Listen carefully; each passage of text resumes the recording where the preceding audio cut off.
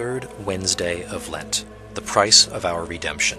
You are bought with a great price. The indignities and sufferings anyone suffers are measured according to the dignity of the person concerned. If a king is struck in the face, he suffers a greater indignity than does a private person. But the dignity of Christ is infinite, for he is a divine person. Therefore, any suffering undergone by him, even the least conceivable suffering, is infinite. Any suffering at all, then, undergone by him without his death would have sufficed to redeem the human race. St. Bernard says that the least drop of the blood of Christ would have sufficed for the redemption of us all, and Christ could have shed that one drop without dying. Therefore, even without dying, he could, by some kind of suffering, have redeemed, that is, bought back, all mankind. Now in buying, two things are required: an amount equal to the price demanded, and the assigning of that amount to the purpose of buying. For if a man gives a price that is not equal in value to the thing to be bought, we do not say that he has bought it, but only that he has partly bought it, and partly been given it. For example, if a man buys for 10 shillings a book that is worth 20 shillings, he has partly bought the book, and it has partly been given to him. Or again, if he puts together a greater price, but does not assign it to the buying, he is not said to buy the book. If therefore, when we speak of redemption and buying back of the human race, we have in view the amount of the price, we must say that any suffering undergone by Christ, even without his death, would have sufficed, because of the infinite worth of his person.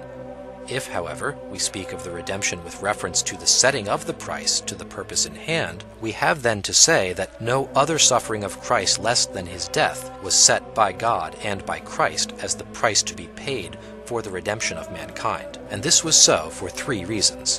1.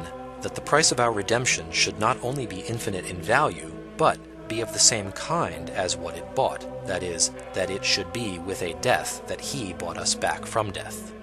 2. That the death of Christ would be not only the price of our redemption, but also an example of courage, so that men would not be afraid to die for the truth. St. Paul makes mention of this and the preceding cause when he says that through death he might destroy him who had the empire of death. This is the first cause, and might deliver them who, through the fear of death, were all their lifetime subject to servitude. This for the second cause. 3. That the death of Christ might be a sacrament to work our salvation, we, that is, dying to sin, to bodily desires, and to our own will through the power of the death of Christ.